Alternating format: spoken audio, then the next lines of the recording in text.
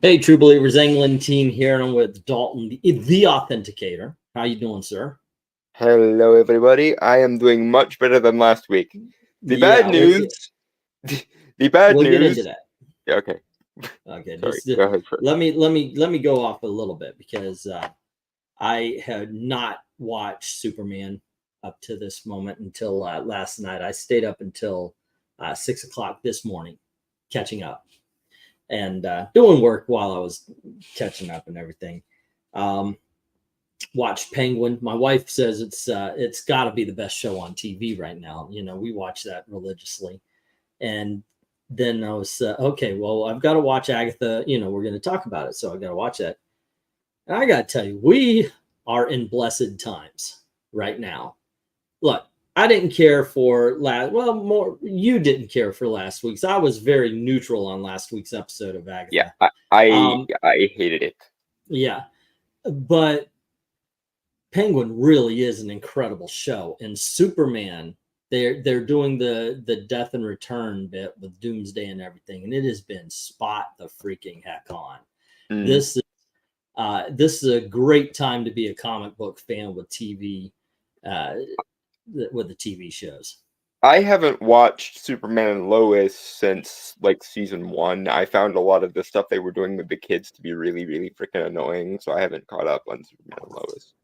And I will get to the Penguin eventually, but it's almost Halloween and I'm in spooky witchy mode. So there you go. We actually Agatha is my brand at the moment. I am vibing with it, as the Zoomers would say.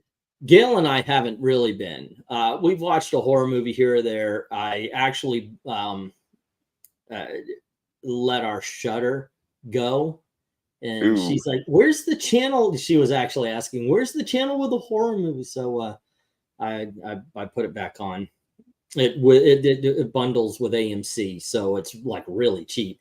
Yeah, not to mock you or anything, but this is the worst possible time of the year to get rid of Shudder. We didn't have a lot of money, so so something had to go. Yeah. But we watched a movie today called In a Violent Nature, where it's basically it's an art house film that follows. I've heard good things about it. It strikes me as one of those snobby artsy movies that I probably wouldn't like. Yeah, it's a very snobby artsy movie with a lot of gore. So that's I think we're swinging on in. It's got the Halloween series. I think I'm going to watch it through again. So anywho, let's get to this week's episode of Agatha All Along. Now, I'm not big on the titles and everything. I don't know what this one was. What is it? Familiar by Thy Side. Yes, I literally am just. That was last week's. What the heck? So this isn't even episode 6. No, this is episode 7. Episode 7. Okay. Thankfully, I looked at the title. I don't have the episode number in the title. That's great because I would have messed that up. It's Death. I think in the thumbnail, I got to change the thumbnail because it says episode 6. Yeah. Death's Hand in Mind is what this one is called, and it's the divination trial or the air trial, depending on how you want to phrase it. Well, I'll tell you. Oh, go on ahead. I'll let you go because this is your show more than mine. Yeah, there's one of those good news, bad news moments, folks, because the bad news is that last week's episode amounted to nothing, to the point that England apparently forgot it was a thing, and it has no outcome on the plot in this episode. The good news, however, is that last week's episode amounted to nothing and had no effect on this episode, apart from Teen being a little bit of a snotty little twat. So, basically, this show is, for me right now, the anti-WandaVision, because where I'm standing with regards to WandaVision, there's one really, really good episode I can watch over and over and over, and like 6 episodes that are just sort of meh, and 1 episode that's got awful. This show is a show that most of the episodes so far I've been able to watch over and over again, repeatedly. And there's only 1 bad episode that I can easily skip on the rewatch because it amounted to nothing, which is bad because that means I wasted an episode, but it's good because that means the badness that's the only episode. One episode. Far.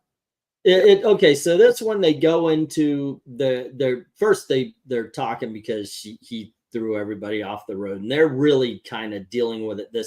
They should have dealt with it last episode, but they're dealing with this episode.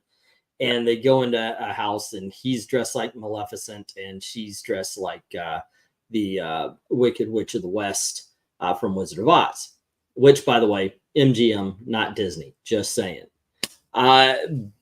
I think for a while Disney owned MGM, but I don't think they still own Wizard of Oz. That being said, that's neither here nor there. This episode was freaking spot. This may be my favorite episode so far.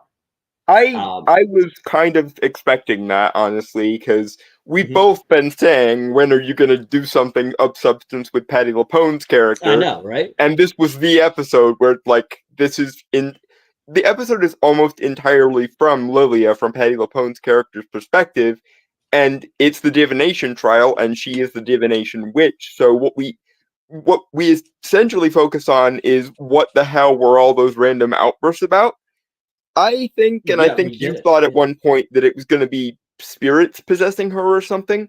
It turns out it's a bit more complicated than that, in the sense that it's not different entities possessing her. It's her own timeline essentially possessing her. She's time slipping. And so she will be talking to somebody, and her consciousness will be moved down the timeline or forward in the timeline. And so what she says will be related to something that was previously going on or is about to happen or whatnot. And she doesn't know when she time slips most of the time. I like this being a way of divination. I like this being a way of fortune telling, basically seeing the future, because it almost adds science to the mystical. I know, not a big fan, but or just a way of being mystical, I guess, is if your future self is going back to tell you about things that happens, or just, and it's in bursts, because you always, in damn near every movie I've ever seen somebody who is into divination, it doesn't work like that, because somebody will go, oh yeah, will tell me my future. It doesn't work that way. It doesn't work that way. Well, how does it work? And it does kind of explain a way, at least one way, at least, how this could be happening. These are just bursts. She doesn't know when they're going to happen. But they also do show that there is some sort of skill, as you see her learning how to read tea leaves and so forth and so on. So I don't know. I kind of dug on that part. I like the fact that that it was a time thing rather than just like being possessed to see possession or something. I think that was what everyone kind of assumed it was there were spirits possessing her or something, but that of course got undone in episode 5 when she explicitly says, I don't deal with the spirits, I don't deal with the dead, I deal with people, time, and like threads of destiny and shit. Yeah. So that being said, I did actually really like the way they had it almost as a form of, I guess the way to best put it would be like a kind of mystical dementia, because her consciousness is constantly bouncing from different place to different place on her own timeline, and so she'll be in the middle of having a conversation with somebody, and then whoop, we're bounced back to 3 episodes ago or 4 episodes ago, or when she was a little girl, or when she was an old woman, yada yada yada. And honestly, from a like historical divination perspective, this does kind of work for me in the sense that it makes sense of why most oracles throughout history have been thought to be insane, be it the Oracle of Delphi, the Sibyl, Mother Shipton. Those sorts of prophets or prophetesses always were thought to be mad, because the madness they have allows them to see through the veil, so to speak. And this was a nice way of doing that, and also giving Patti LuPone the ability to be the main focus, which she is excellent at everything she's in. And surprise, and on that, I do have to say something else. I think they avoided a trap they could have easily fallen into, and that is making this some sort of musical episode. And I understand they had the rock star a couple of episodes, but you're dealing with Patti LuPone, the biggest Broadway star ever to live. She's the original Evita. Yeah. Oh crap! Is it me or is it him that just went? I don't know. So I don't know if I should keep talking. I don't But know whether it you is did or true. not. I mean, they avoided. They didn't have her sing her divinations or anything like that, and I think overall it made it better. I mean, obviously, this But show that's is just me. pretty. All right. So what's going to happen here? I'm thinking it's me that is bounced. So if any of you guys can write in the chat if it's him or me or not. Yeah, are we doing okay? Because I'm not having any technical issues Okay. on So my anyway, end, as far as I'm aware. Okay, that answered that question. It is in fact E who had technical issues. But another interesting thing that I liked about this episode is obviously it's the divination trial for the divination witch. And Agatha is kind of a cynical bitch about the whole thing in the sense that she thinks that tarot's just basically a con, and she tries to call the trial's bluff and play it as if the cards don't mean anything or aren't valid. And she almost gets both herself and Teen killed because, or Billy killed because she tries to call the trial's bluff, and the trial don't play like that. And also, I liked the symbolism of the swords in this episode because, for those that don't know, the elements like symbolically represent things in magic and witchcraft, and in particular in tarot. And the tarot suit that represents thought or planning is the swords. The swords are related to thought. The cups are related to emotions. The coins, pentacles, or discs is symbolic of like earthly practical stuff. And fire is, of course, symbolic of like passion, high energy, and emotion. So that it was nice that the air trial for the divination witch, its main weapon of punishing them was swords from the ceiling. Okay, I think I didn't hear that, but go on ahead. I mean, I think that's one of the interesting things about doing these shows with you is you are Wiccan, I guess. What is no, I I'm don't know. I'm a polytheistic occultist, and the more I learn about magic, the more I trend in an almost animistic direction. My background, as far as the school of magic or the approach to magic that I take, is a combination of Hermeticism and Neoplatonism generally. Although I've been all over the shop in the 18 years I've been doing this, so I I'm a jackass of all trades and a master of none. Although my Wiccan stint was very short because Wiccans, for the most part, draw the people who want to just feel witchy and not actually know anything. And as a result, a lot of uh, basic bitch neo pagans and Wiccans get called fluffy bunnies by the rest of us because magic is a scholarly intellectual discipline, and if you don't take it seriously, of course you're not going to get anywhere. But it's not magic's like, fault that you fail, it's your inability to take things seriously. So they're like rich goth kids. Yeah. It's like, okay, why are you acting so depressed when you go home to a pink bedroom? You know, Yeah, I had to answer that question so many times when I was a kid. The hipster approach to magic, and don't get me wrong, there are some Wiccans who do take their spirituality seriously, but even then, the ironic thing is that Wicca was created by a guy by the name of Gerald Gardner, who was a male feminist and wanted to create a spirituality that was an excuse to see high priestesses, quote unquote, naked. So I have no better reason, sir. I have a complicated relationship with various forms of magic, but Wicca is one that I generally discount. Right. Not because, again, it's not that there aren't serious practitioners who are Wiccan. It's just that that's where all the lazy newbies go, and basically delude themselves and don't get anywhere. Undead Quinn is saying, I'm surprised you haven't read Minor Arcana by Jeff Lemire. It relates to tarot cards. It's on my reading list. So is Understanding Aleister Crowley's Thoth Tarot by Lon Milo Duquette.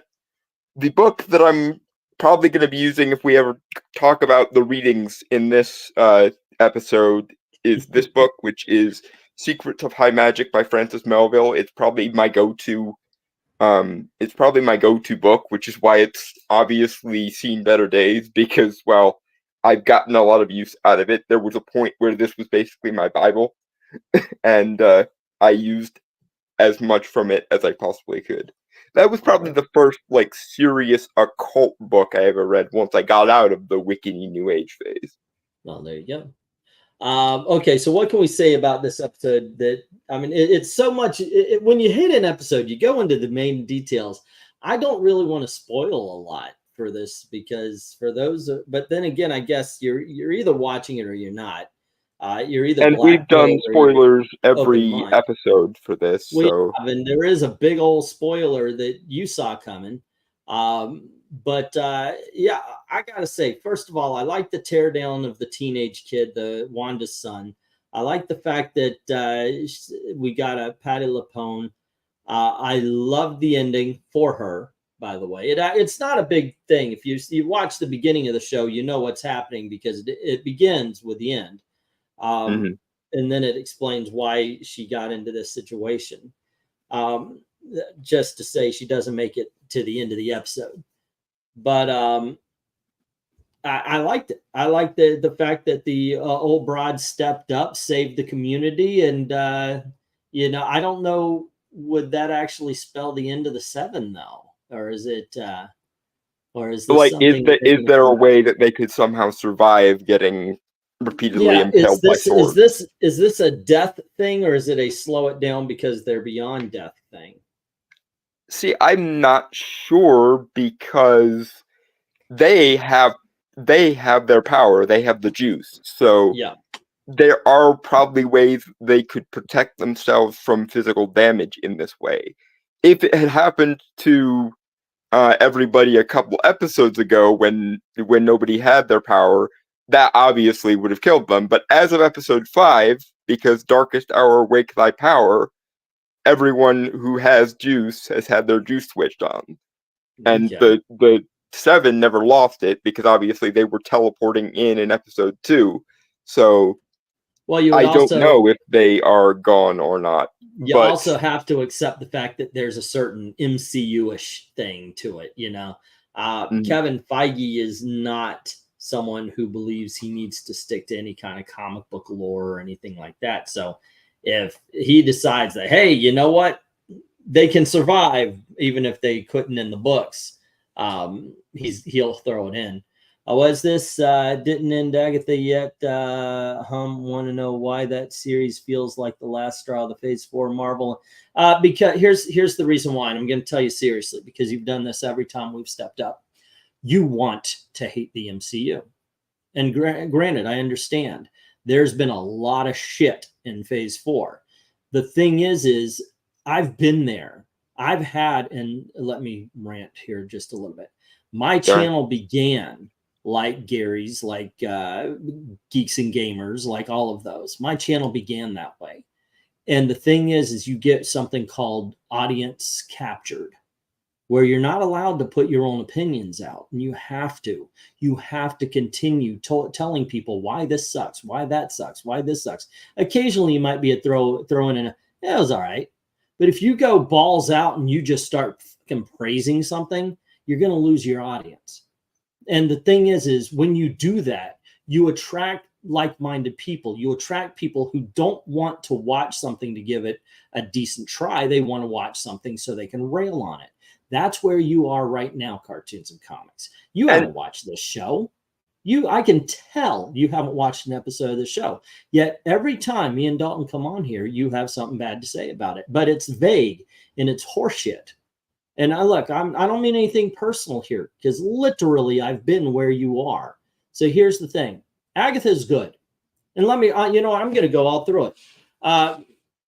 WandaVision was good. I know Dalton disagrees, but I'm sure there's going to be a show that I'm going to leave off this list that he would put on there. Falcon and the Snowman, yeah, that sucked. But Loki season 1, pretty and good. Let's see, what else did we have? We had the Guardians of the Galaxy 3 during 4. We had Spider-Man. Shang-Chi wasn't bad. Werewolf by Night, yeah, the Guardians Christmas special. Spider-Man No Way Home. There have been really good things happening in phase 4, but nobody wants to allow anybody to say that, because right now it is absolutely 100% a fucking trend to raise Marvel to the ground. The point being is that if you're watching to hate, then you're going to hate. It's a Pollyanna attitude. If you go out looking for bad, you're only going to see the bad. If you go out looking for, oh, wow, that was great, you're only going to see the great parts. You're not going to see the bad parts. You have to go in with an open mind, especially, by the way, if you do have a YouTube channel and you're saying you're criticizing something, you're giving an honest review. If I come in and just say something fucking sucks because that's what people want to hear, I'm not being honest. I'm not being sincere. And I would go so far to say that if you automatically, and just going in to watch the hater, you think, oh my God, this stars Catherine Hahn, and isn't she 40? So it sucks. Which is, by the way, something you said two episodes ago. Catherine Hahn's a fucking brilliant comedian. She has been kicking ass for the last 20-something years. So I would say, just maybe try to watch just a little bit, because I've been there. Enjoy things, and if it turns out bad, don't go ahead. And you can go too far in the opposite direction. That's why there are so many freaking shills, and they are annoying and whatnot. But I hope that through the course of watching, especially me, during these videos, you've taken note of the fact that I have praised the show when it did something right, and I have condemned the show when it's done something wrong, and I have made notes of what episodes are stronger than other episodes and where certain things can be improved. And last week, I gave a straight up negative review. You were harsher on it than me. It flatlined last week. It just did to me. It was like no feeling towards it whatsoever. Undead Quinn is bringing up the Blade of it all. It amazes me that they can't write a vampire movie. Blade is a vampire movie. That's it. There are literally hundreds and hundreds and hundreds of vampire films, if not thousands, and they can't write one where they have a hero named Blade. Not to mention, you've got Sam Raimi on the payroll. You've got him on speed dial because of Doctor Strange 2. And you've got Michael Giacchino, who gave us Werewolf by Night, and that was his first directorial gig. Why in the hell hasn't someone gone to Giacchino or Sam Raimi, or hell, both of them? I would love to see a movie made by both Sam Raimi and Michael Giacchino working together, because you take the good parts, and there were good parts of Multiverse of Madness, and you combine them with the good parts of Werewolf by Night, and you slap it in a Blade like pan or something. That's almost guaranteed to be a good movie, especially because, and this is the other thing, for those that don't know how to do Blade, there's already been a whole trilogy. So take the things people liked from the let's just go with 2 movies trilogy. On that one. Let's leave the third one. Well, okay, but point being, Blade has already been a successful franchise once already. So they don't even necessarily have to do most of the legwork themselves. They can watch the 2 or 3, depending on what you like about Blade, and take notes for it. And you can go back to the comics and take notes from that. And you can have Sam Raimi and Michael Giacchino bridge the gap and put stuff in the new Blade that wouldn't have worked or couldn't have worked in the old Blade, but would work well in the MCU. And then boom, Bob's your uncle, we have a Blade movie. And Undead Quinn is pointing out that they did a TV show. What I think is a problem, and this popped into my head. So literally, I have no evidence whatsoever except for what I've seen. Blade doesn't have a great story, he just doesn't. We actually did a live stream one time where we were talking about great characters that don't have great stories. Blade is one of them, but the other one, or one of the others, is Black Panther. Name the great storyline from Black. There's not one, but they managed to make a good Black Panther movie and a bad Black Panther movie. But you know, Well, yeah. it's just, but the thing is, they managed to do it without a great story, so they don't even have that to fall on with Blade. But yeah, hey, once like whenever they can't write a movie, it's because they're trying to put an agenda in and can't make it work. Well, Yeah, and they wanted to make a film. I know, I heard about that. They wanted to make a Blade movie where Blade wasn't the star. Big yeah, which mistake. one, that's sad because it shouldn't. It should be obvious how to do this correctly. But on that note, back to defending Agatha from the. One thing, okay, before we go, okay, and then I'm gonna open the floor for you, okay. Okay. It's Dark Admiral saying, wait a second, they wanted to make a feminist movie where Blade are like the background. Yeah, I heard about that and did that on Werewolf. No, they didn't do that one on Werewolf by Night. Not at all. Werewolf by Night, the werewolf was the monster. The main character, however, was Bloodstone. I mean, the thing is, Werewolf by Night is a much catchier title than Bloodstone. Yeah. Werewolf by Night kind of leads you into what it's going to be about. Bloodstone, what the fuck is that? Not to mention, let's see. Everyone Schmitz on Blade Trinity. It had some good. I will watch, good or bad, anything with Parker Posey in it. I agree with that right there. That is it. Blade versus Morbius. I know it'll never. And we've lost E again. But back to getting on point with Agatha. The feminist point that Dark Admiral just made reminded me of something, which is a major substantive difference between a show like this and a show like She-Hulk or The Acolyte or something. They could have very easily done the overbearing feminism thing. They have not once. There is occasionally a line from, like, Lilia is usually the one it's from, where she'll say something like, Hollywood's approach to witch imagery annoys me or something. But that's about as far into the feminist realm that they've gone. They've done an amazing job of focusing on the witch stuff first and the female stuff when it comes up, if it comes up at all, which is categorically a better way of doing it than something like The Acolyte.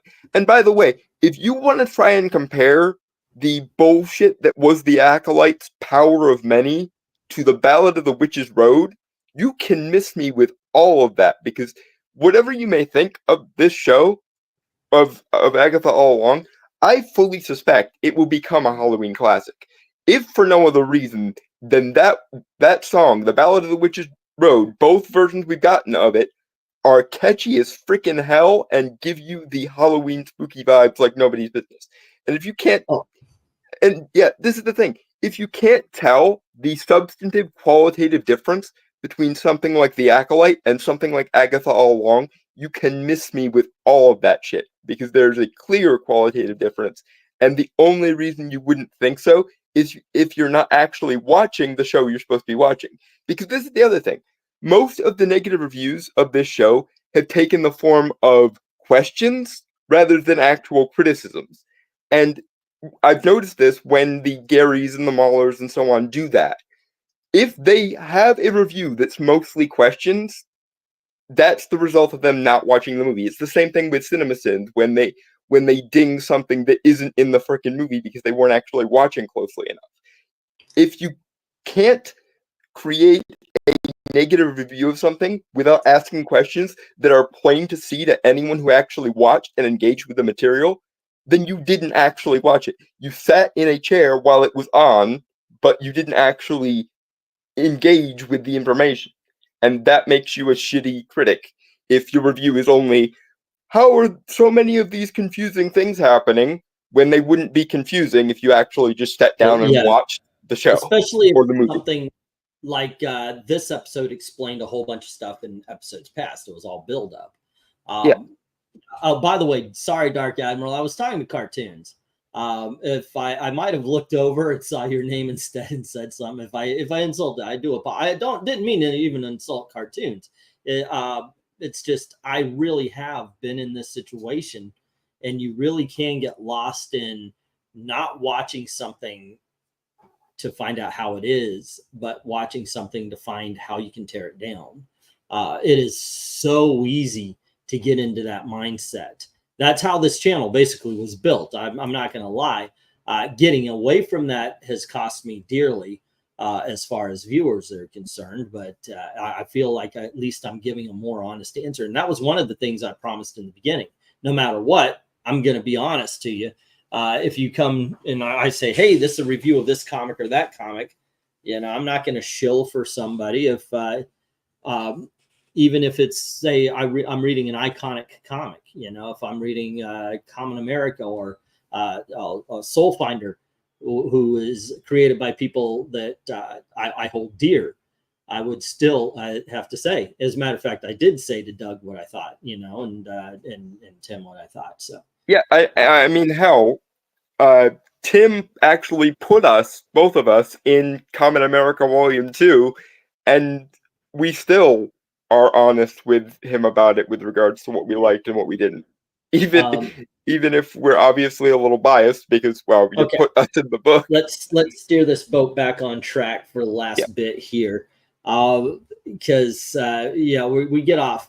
I think we did more talking about other things than we did the show. Because here's the thing. This show, in my opinion, once again, best so far. This was an amazing show. I got to say, actually, this now, Cartoons and Comics says he tried to watch the rock and roll show. I thought that was weak also. I thought it was okay when I saw it, but the more I think about it, just you know, what? Because hold on, just let me finish this, and I'll open the floor. The reason being is that trial. I don't think that trial gave enough character to the Asian girl. I don't know her name. Alice. That trial did not give enough character to Alice as she was supposed to be going through that trial. While this one, you really got to know, once again, name Lilia. Before I'm saying you got to know her, but I can't remember names. It's just a me thing, not a show thing. But before the end of her trial, before her untimely death. Go on ahead, Bob. Yeah, but I've been saying since we started that there are stronger episodes, there are weaker episodes, and there is even one very, very bad episode that I will gladly and gleefully skip over because fortunately it amounted to nothing. Episodes 1 and 4 were meh. Episode 2, 3, and 5, and I would add this one in as well, so 2, 3, 5, and 7 have been varying degrees of good. Episode 6 is god-awful. It can burn in hell. But this is the thing. I am neither a shill, although I do like this show, nor a black pill.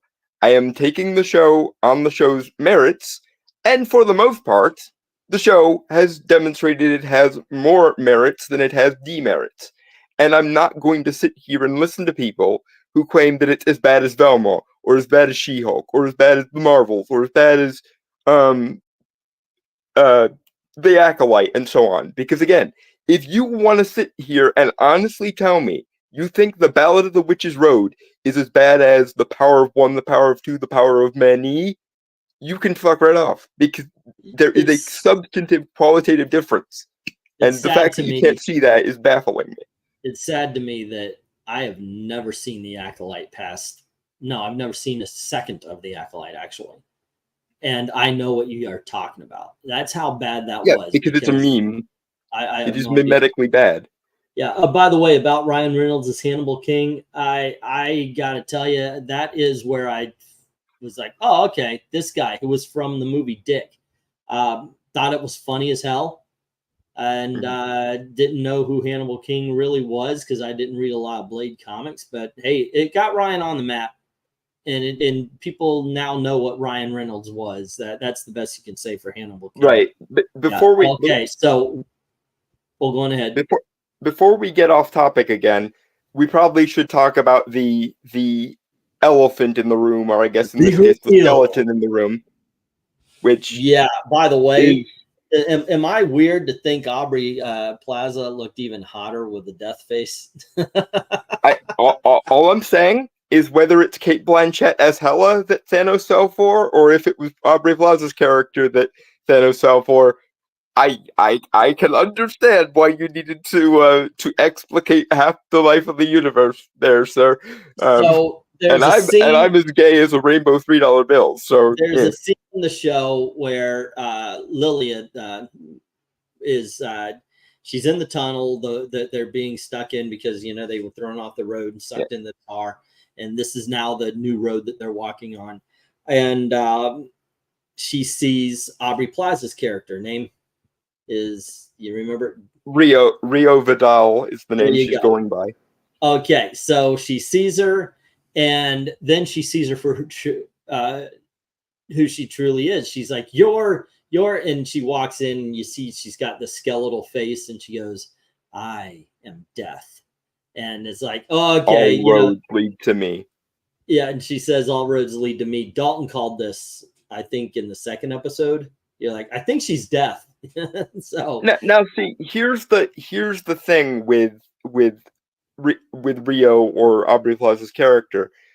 I think she is obviously death, but I'm not sure if she's just death, because they keep saying this thing where they say death was the original Green Witch, but if you know anything about death, like as a concept, that makes no freaking sense.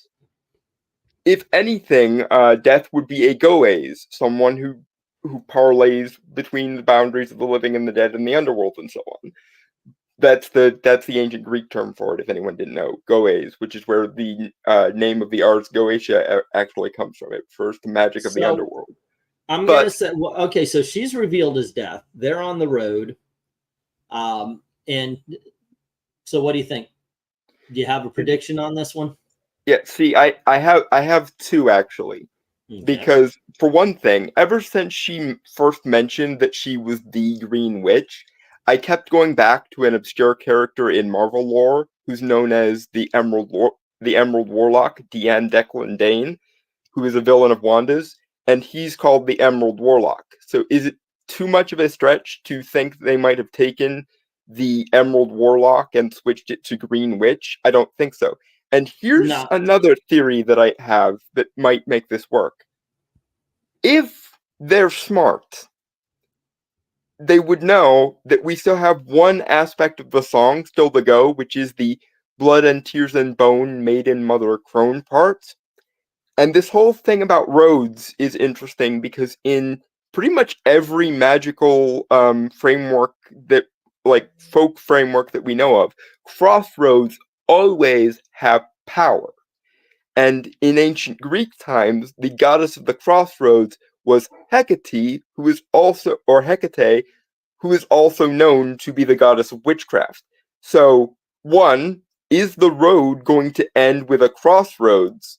And two, are they going to kind of try and merge death and Hecate so that Rio is essentially our mother and maiden crone triple goddess of the crossroads type vibe? Well, I wouldn't put it past Feige. I mean, first of all, his original plan, as everybody knows, is that he was going to feminize the MCU in this next phase. Well, being phase 4 and of course phase 5.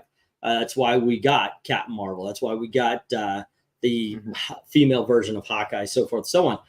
So I would not put anything past Feige about that. Now he's doing corrections now because he saw that this went down like a lead balloon, or like the regular balloon, the Hindenburg. It's just yeah. So I don't doubt it. But you know what? I'm going to say this before anybody go, they changed his gender. That if it got us Aubrey Plaza and wispy nightgown time, I'm okay with that. I'm okay with that. Again, I'm as gay as a $3 bill dipped in rainbow sherbet, and I find the woman attractive. So I can't imagine how you poor hetero bastards are doing. Castor is the Incredible Hulk. If she's in a wispy nightgown, I'm okay with that. If she had played She-Hulk, that would have been a much better show. I think probably would be, actually. Yeah. By the way, she's also the only reason to go see Megalopolis. But there you go. Let's see. I was hoping Trinity was. I actually thought they would set up the Night Stalkers too. The movie never came. That's from Dark Admiral. Some people are only gay if you hand them $20. Dude, seriously, it's around 75. I'm worth the money. All right, let's see. Froth Roads, Hukate, Hecate. Oh, okay. There you go. I think the ending is going to surprise everyone. I don't think any of them will be dead. Alice, Miss Hart. You know what? That's Feige again, Leon. Yeah. I don't have my glasses on. That is Leon, right? Not Lean. But yes, I agree, because who's died? There's it's, I mean, other than Iron Man, but hey, he's Doctor Doom now. And what makes you think he's Victor Von Doom and not Tony Stark as Doctor Doom? The thing is Feige's been bringing people back since the very beginning. Nobody really dies in the MCU. I do hope not, because I do like that this show has had consequences, and Lilia's send off was perfect. What they lacked in episode 4, they made up for in episode 5 with regards to Alice. I think Miss Hart had to die to prove that the road is as deadly as they were building up in episode 2. So I hope not, especially given that Death is one of the characters now. And if they kind of do that thing where they combine Death, combine the Emerald Warlock, and combine Hecate into the Witch's Road and the road with a crossroads, which, by the way, is the basically that's the only thing I genuinely want for the finale. The only thing I'm going to pen any sort of hope on. Please, for the love of all that is holy or unholy, end the road with a crossroads, because crossroads have capital P power in every folk magic tradition that I'm aware of, whether it's ancient Greece, whether it's modern conjure or hoodoo and voodoo, whether it's old medieval magic. Everybody acknowledges the power of the crossroads, and it would be awesome if could be they I have no idea carried that through on the I end don't point. know why my computer keeps falling. Time to just sit here silently. Oh dear.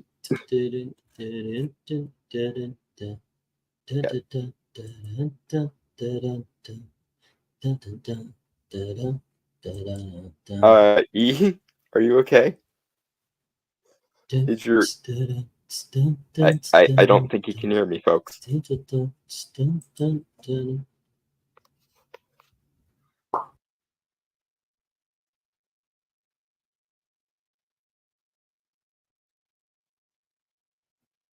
Okay, we've lost E again. While we're waiting for him to come back, I'm gonna elaborate a little bit more on why I think the road ending with a crossroads is so much more important than you'd think at first blush. Whether you're a Hungan in voodoo trying to bribe the Baron with tobacco and booze, or whether you're a Greek Goez trying to earn the favor of Nyx, Styx, and Hecate, or whether you're a medieval person trying to conjure up the devil of folk witchcraft and so on, it's always involving a crossroads, because in the old days, when there was kind of a blurring between polytheism and animism, the spirits of parts of nature were something that you wanted to deal with and get on your good side, whether it was a spirit of a river, spirit of a waterfall, spirit of a road, etc. And when roads crossed, it was thought to be a barrier between both the spirits of the roads themselves, but also between the living and the dead, between the gods and the mortals, etc., and so on. So hopefully someone did enough homework to know how baller it would be if the end of the road was a crossroads, and that would thereby also be where they would get the prize from, is, the making a deal at the crossroads. And hell, yes, if you want to do the lame option, you could always bring Mephisto in there.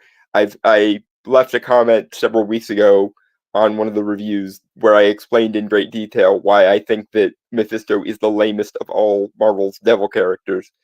But yeah, if you wanted the mimetic Marvel version, yeah, you can have Mephisto show up.